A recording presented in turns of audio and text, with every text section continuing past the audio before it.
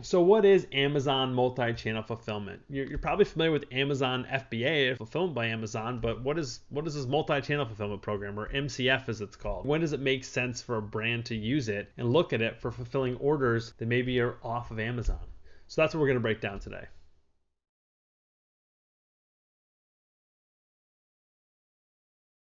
So you're a growing brand, you've got to do everything and you've got to do it really well. Whether it's product development, establish new sales channels, selling to big box retail, logistics, fulfillment, all that stuff. And maybe you've got a person on your team or a small team that sends out all of your D2C orders. Well, what happens when that person calls in sick, or you come in from a long weekend and your normal 30 order volume a day you guys send out all of a sudden becomes 150 or 200 orders in that day, and you find yourself actually packing the boxes and pulling in members of the team to do it. It's exciting the first time or two, but after that you realize you should not be doing this. You've got a couple options, right? You can look at things like third-party logistics provider, look at outsourcing it, right, to the right partner. Also, another scenario is maybe you've got a big bulky item and you're on the East Coast, and when you ship that over to the West Coast, you've got zone-based shipping and you're actually losing money every time you ship that item to the West Coast. The important thing is that Amazon does have a solution for this, and I tell brands this all the time. Amazon is just as much a logistics company as they are an e-commerce company, and with Amazon's multi-channel fulfillment program, or MCF, you can actually lower your overall cost of shipping potentially, but most importantly, it's just one less thing to worry about.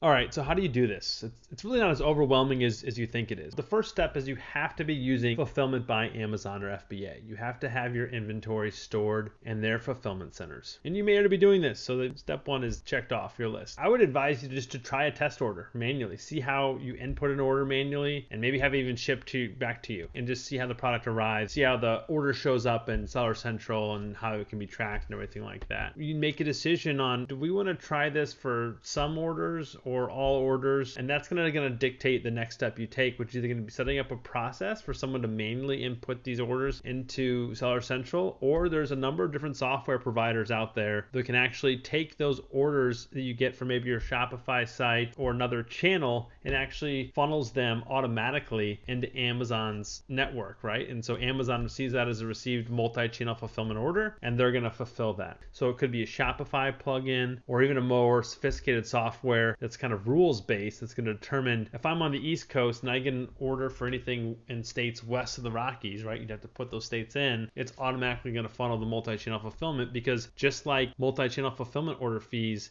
are flat fee based, they're not zone based like maybe a traditional UPS or FedEx shipping account is. The most important thing to understand, there's no one size fits all approach. It's going to be different for every single brand based on your needs and based on what you're looking for. And also, just like anything with Amazon, things are always changing.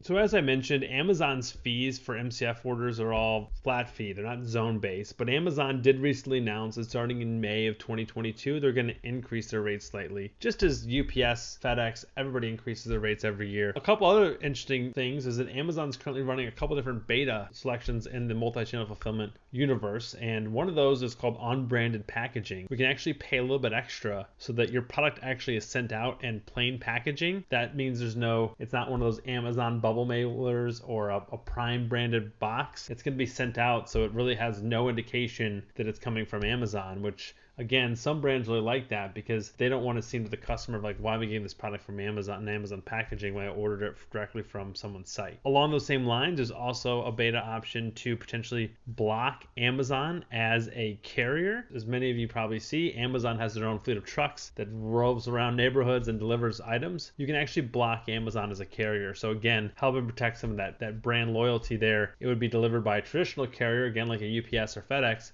as opposed to being delivered in an Amazon van. The third beta option that Amazon's working on is international shipping. So actually being able to use multi-channel fulfillment to ship internationally outside of the United States. We expect maybe a couple of these betas, if not all three of them, to maybe go live this year in 2022. We'll have to wait and see. It is also important to note that actually Walmart, their seller platform, and also Shopify have been working to build out their own fulfillment capabilities. There's a lot of competition in the space. Amazon knows that. Amazon understands if you already got your inventory there, it may make sense for you to do that and send out other orders from other channels from there. So a year or two from now, this could totally be different, but the real question is, how can you use this in the here and now?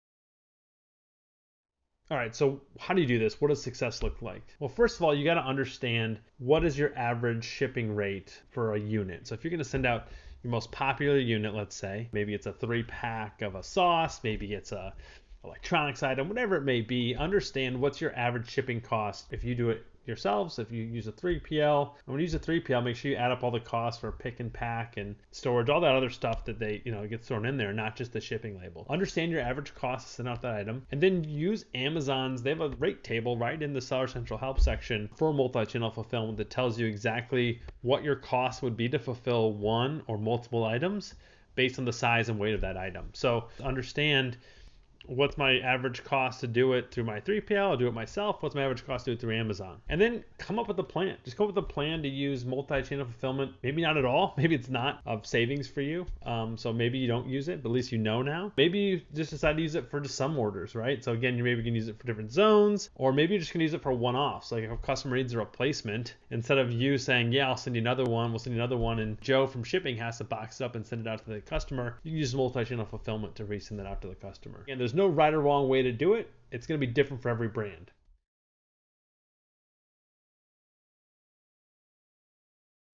So what does this look like in the real world? So we worked with a brand for a number of years that ran into a bunch of supply chain issues during the pandemic. They couldn't get raw materials to produce their products fast enough. And because of that, they had to make some hard choices on where to send finished inventory, right? They had 2 locations, fulfillment by Amazon warehouses, right? And also the third-party logistics platform, which supplied and shipped out their Shopify orders, right? And any or other orders from various sales channels. So we kind of recommended to the brand, it makes sense to actually pause the 3PL, stop sending inventory to the 3PL. And since Shopify was their main primary channel besides Amazon, using their Amazon FBA inventory and using multi-channel fulfillment to fulfill those Shopify orders. The client had set up some software, so when Shopify orders came in, it automatically got sent over to Amazon Seller Central. Amazon, again, they're just as much a logistics company as they are an e-commerce company, so they've got employees 24/7 pretty much sending these items out. It's a pretty quick turnaround for Amazon to send these out, get them to an end customer. Then the brand didn't have to worry about making a decision about where do I send out inventory and splitting inventory between 2 different warehouses. So in that situation, it was a great win for them.